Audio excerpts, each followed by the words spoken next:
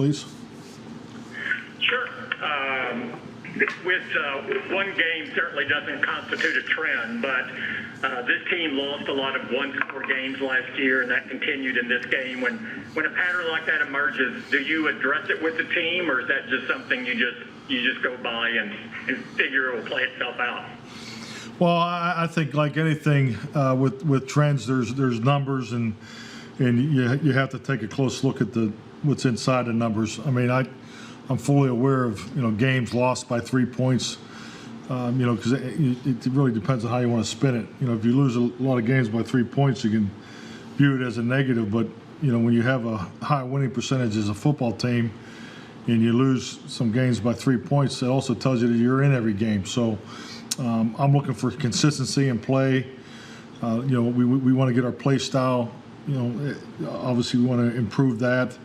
Our standard of play throughout the situation of the game needs to improve. So I don't always look at that as a negative. I think you have to look at the why and the specifics of each and every game, and and make sure you're in tune with the tread line of execution and production. But the losses last year, obviously there's so many different factors last year than this year. So the short answer to your question, no, I don't think it's a trend, or it's really, the answer was in your question. It's one game. Coach, given the lack of preseason tape, obviously on the Rams, how much does it help to have obviously a game on the Falcons, but also some continuity with their staff and some other personnel? Well, I think normally you're in an unscouted look phase of the season. The Rams had the benefit of that on defense, and we had some uphill looks in the game. So you learn from that, and it's no different. It's a new coordinator, a new secondary coach, so you're definitely seeing a difference in week one versus Seattle compared to last year's tape. So you note that it's part of your plan. But at the end of the day, it's schematically you want to be in sound, favorable leverage situations as you go into it. But this will still come down to our execution, and that's really what we're focused on. Mike, when you look at the 3 sacks and 7 tips Dak took on Sunday, what's the key to protecting him better this week?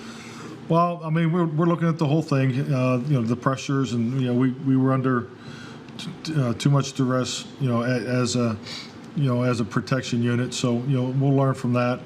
As far as not only what we're doing, how we're doing it, and particularly the down and distance tendencies of when we're throwing it and how we're throwing it. So I think it's just part of the product of not being in sync. Not being in sync was not just to one segment of the football team. I think it was pretty consistent throughout every component of our game. So I definitely feel strongly we'll be better, be more in sync. Our timing will be better throughout this week. Is that something you tend to expect more at the beginning of the season, just the nature of the offensive line building that chemistry from week to week? I think it's practical. It is obviously factual based on the game we just played.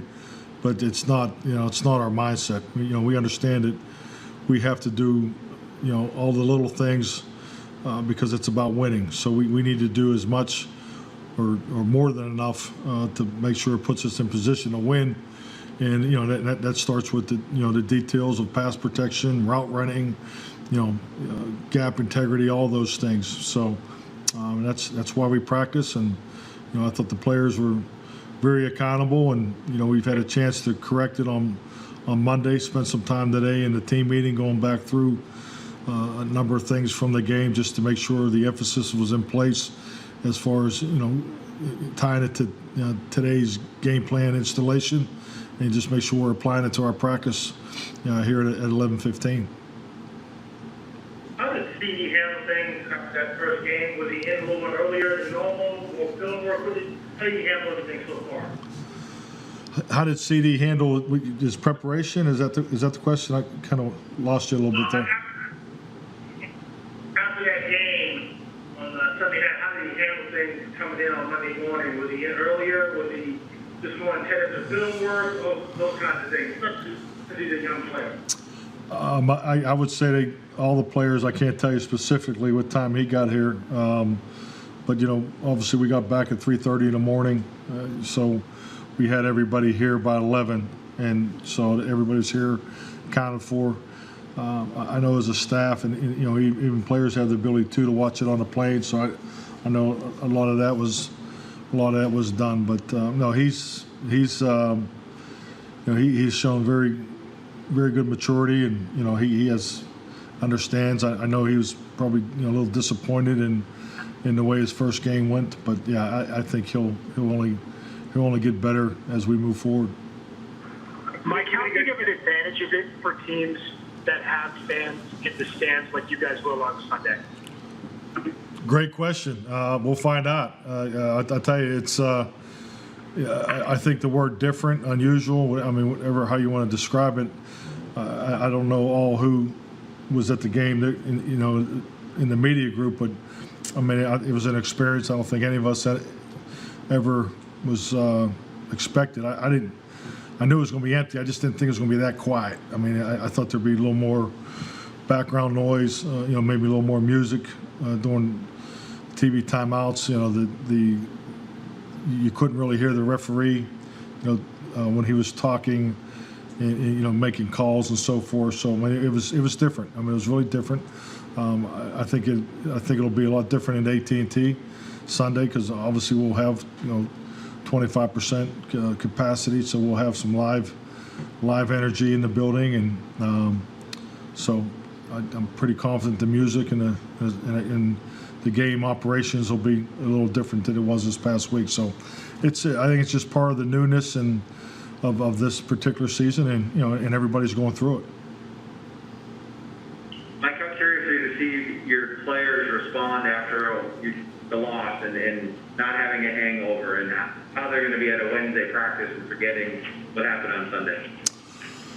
Yeah, I'm excited about practice today. We've had good meetings to this point, so their energy was really good in here on Monday with the weight workout and in the position meetings. So we're past the hangover stage in my opinion. And today it's all about Atlanta. We frankly actually spent 30 minutes, 40 minutes in our individuals in our individual meetings on Monday. Looking at Atlanta, so it's important for us to turn a page on Mondays. That's part of our weekly schedule. So I would say we're definitely past that point. We didn't get a chance to ask you about that on Monday. Can you tell us how would you assess the Dax game outside of the sacks and lack of shots downfield? I thought he played well. I thought he did a number of good things. I think that first thing you have to look at is, especially at the quarterback position, from my perspective, would it be in the first game, competing together. I thought he was in great command, the communication, the adjustments. I mean, he kept us in clean plays, throughout the game. I thought his awareness in the pocket was really good, ball carriage, ball security. Really we had 0 giveaways as a football team. We didn't have the ball on the ground, so that was a priority. That starts with Dak. Because obviously he handles the ball on every play, so I thought he had a good game. I was pleased with his performance. I know you want your players to be safe from COVID, but now that you have a stadium with fans are coming in, do you want your players' families to come to the game, or do you advise them to say, tell the wife and mom or whatever to stay away from the stadium? I'm sorry, I didn't catch the beginning part of that. I know you said something about COVID and family going to the stadium. I'm not sure what the question is. Are you telling your players' families, hey, stay away from the stadium just because you want your own players to be safe right now in COVID? Are you telling player families to stay away from the stadium, from the game? No, I'm not telling the players' families to stay away. I think it's there's 25% capacity, and ever how that is broken down, and I'm not even sure how it's being distributed, frankly. So, the players are doing a great job. To this point, staying with the protocols. Obviously, that doesn't just happen here at work. It's extended to their homes because the testing reflects that. And as I said, from the beginning of this challenge, it's there's an education not only for just us here at work, but for us in our homes. So I think we all understand what needs to be done to stay safe, including our families. Mike, we talked a lot about the pass protection and things like that. What's the more difficult challenge for running back? Is it mentally knowing where things be coming from, or is it the physical aspect of standing up to a guy in a hole, blitzing up, and handling all that? I'm sorry, I did not hear the first part of your question. We talked about Zeke and pass protection a lot. What's Okay. the bigger challenge for running back? What's the bigger challenge for running backs?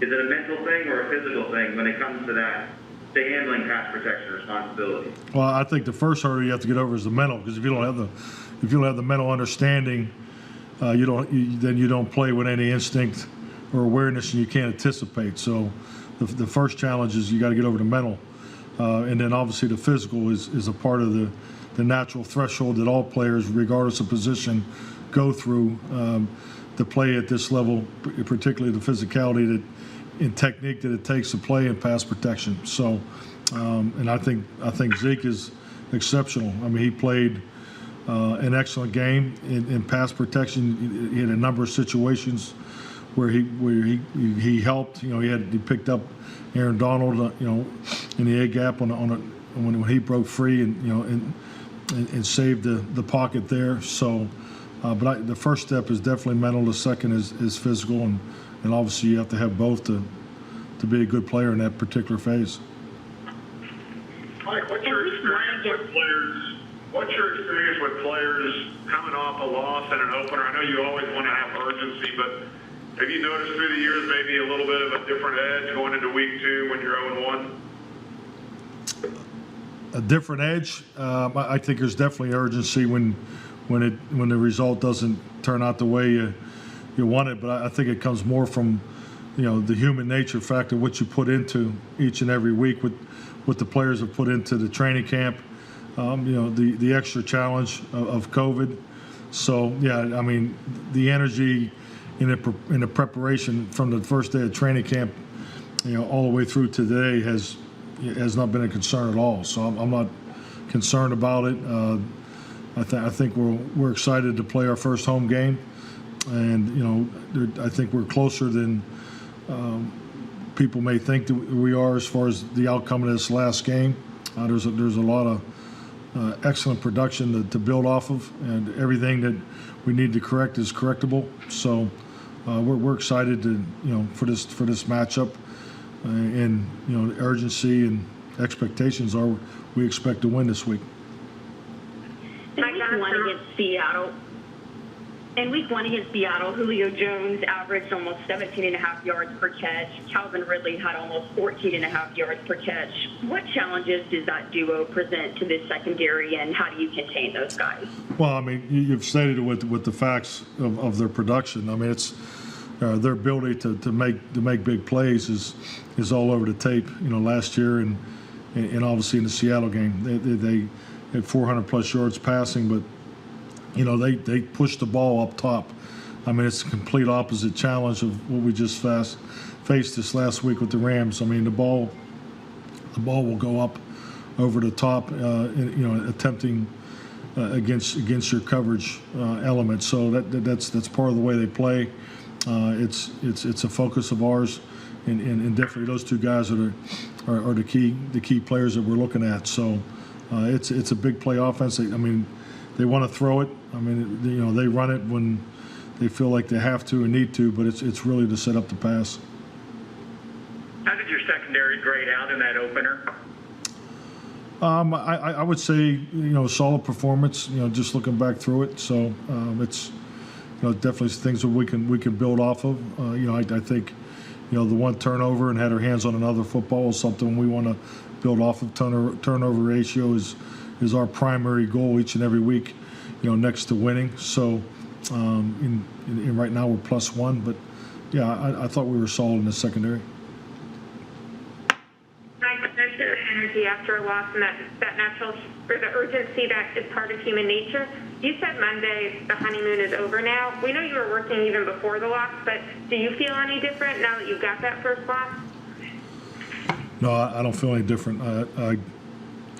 It's Wednesday, and I'm focused on the things that we need to get done today. You know, it's the 10:30 press conference. I'm focused on giving good answers. I hope I'm achieving that. But it's part of the grind of an NFL season. It's important for us to do the things necessary each and every week. I think it's very important as a leader to be very consistent in my approach, energy, specifics of what expectations are that we have in everything that we do. You know, we just kind of still went through another first. This is our first time, working after a loss. And so every time there is a meeting or a practice or anything that is the first time, I try to make sure it's defined, it's detailed, and make it clear what's to be expected. With Cam Irving going on IR, do you expect that to be closer to the 3 games in this, or could he be longer than that? It's a little early, but the timeline is definitely somewhere 4 to 6 weeks. Okay, good, Rich. All right, thank you, everyone. Thanks, Mike.